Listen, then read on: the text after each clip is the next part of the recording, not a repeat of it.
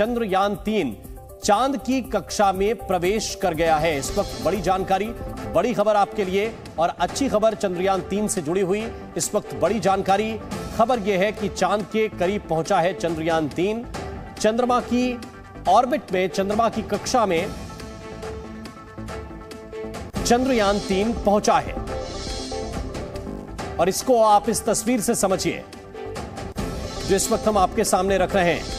चंद्रयान-3 पर इस वक्त की यह बड़ी खबर है। इसको हम आपको करीब से दिखाने की कोशिश कर रहे हैं कि किस तरह से चंद्रयान-3 अब पृथ्वी की कक्षा से हटकर चांद की कक्षा में पहुंचा है और अब धीरे धीरे यह कक्षा छोटी होती जाएगी। ये इसी तरह से, जैसे आपको चांद के चारों तरफ ये सर्किल दिख रहे हैं, ये इसी तरह से अब धीरे धीरे यह कक्षा कम होगी, यानी कि दूरी लगातार चांद से घटती जाएगी।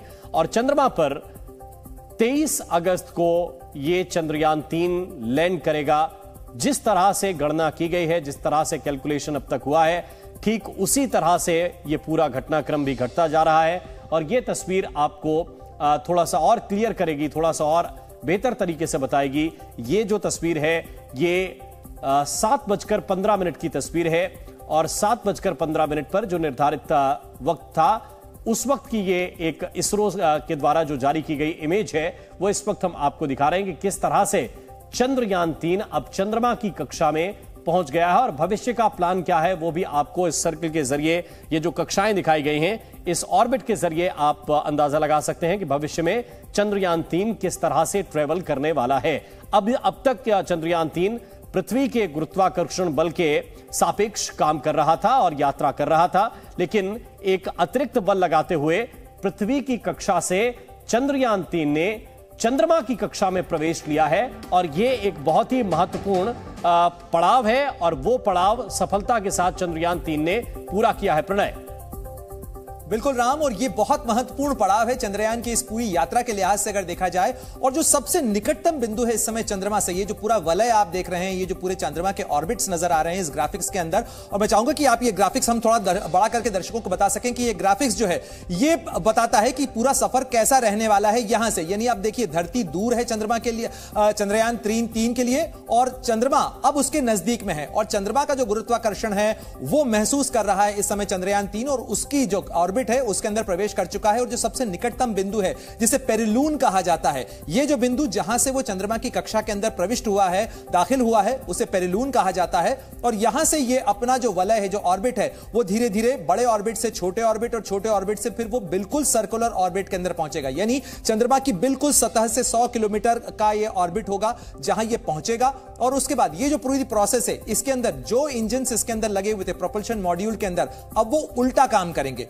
यानी जो इंजन्स धरती से दूरी बढ़ाने के लिए काम कर रहे थे, अब वो इन्वर्ट हो जाएंगे और उसके बाद वो धरती से, जो चंद्रमा की सतह है, उससे दूरी कम करने के लिए उसके इंजन्स फायर किए जाएंगे ताकि धीरे धीरे धीरे धीरे ये चंद्रमा की सतह के करीब पहुंच सके। और इसी तरीके से ऑर्बिट करते हुए इसकी जो परिधि है ये धीरे धीरे अब कम होगी। यानी आज ये पहुंचा है और 6 अगस्त को 11 बजे का जो वक्त होगा, रात के 11 बजे का वक्त होगा, जब इंजन्स फिर फायर किए जाएंगे और इसकी जो परिधि है, इसका जो परास है, इसका जो दायरा है चंद्रमा की सतह का, ये जो ऑर्बिट का, इसे अगले छोटे ऑर्बिट के अंदर पहुंचाया जाएगा। जैसे धरती से चलते समय, धरती से चंद्रमा के सफर के समय इसका ऑर्बिट बढ़ाया गया था, अब इसका ऑर्बिट घटाया जाएगा। और धीरे धीरे ये ऑर्बिट जब घटेगा तो फिर प्रोपल्शन मॉड्यूल जिसके अंदर चंद्रयान-3 है वो फिर अलग हो जाएगा। और उसके बाद चंद्रयान-3 जो है वो चंद्रमा की सतह से 100 किलोमीटर का जो पूरा रेडियस है, उस रेडियस में, बिल्कुल सर्कुलर रेडियस के अंदर, और उसके अंदर पहुंचने के बाद फिर इसकी लैंडिंग का जो वक्त है उसे टाइम किया जाएगा। राम। बिल्कुल प्रणय, जिसको समझाने की कोशिश कर रहे हैं, मैं थोड़ा सा और नजदीक से आपको समझाने की कोशिश करता हूं। ये देखिए, ये पृथ्वी है। इस वक्त की 7:15 पर यह पृथ्वी है। पृथ्वी से अतिरिक्त बल लगाते हुए, ये जो हरी रेखा आप देख रहे हैं, अतिरिक्त बल लगाते हुए चंद्रयान-3 यहां पर पहुंचा है। और चूंकि जिस गति में अभी चंद्रयान-3 है, वो पहले इस वलय में, जिसको प्रणय भी बताने की कोशिश कर रहे थे, जो ऊपर वाला वलय है, इतनी गति अभी चंद्रयान-3 की है कि यहां से इतना ऊंचा जाएगा। और इसके बाद, जैसा आपको हम समझाने की कोशिश कर रहे हैं कि अभी तक जैसे इंजन काम कर रहे थे, अब ठीक इसके उल्टा काम करेंगे, यानी कि इसकी गति घटाने की कोशिश करेंगे। अभी तक पृथ्वी से इसको बड़ा चक्कर लगाते हुए दूर जाना था, अब इसको धीरे धीरे अपनी गति घटाकर चंद्रमा पर उतरना है, लिहाजा ये धीरे धीरे अपनी गति कम करेगा और चंद्रमा के गुरुत्वाकर्षण के हिसाब से इसको एक तरह से अब अपनी गति कम करनी पड़ेगी। तो ये तस्वीर हम ये दिखाने की कोशिश कर रहे हैं और इसको आप इस तरह से देखिए कि ये जो वलय हैं ये धीरे धीरे कम होते जाएंगे, जिसको आपको प्रणय भी समझाने की कोशिश कर रहे थे। देखिए ये सबसे ऊंचा वलय है इस वक्त की गति के अनुसार।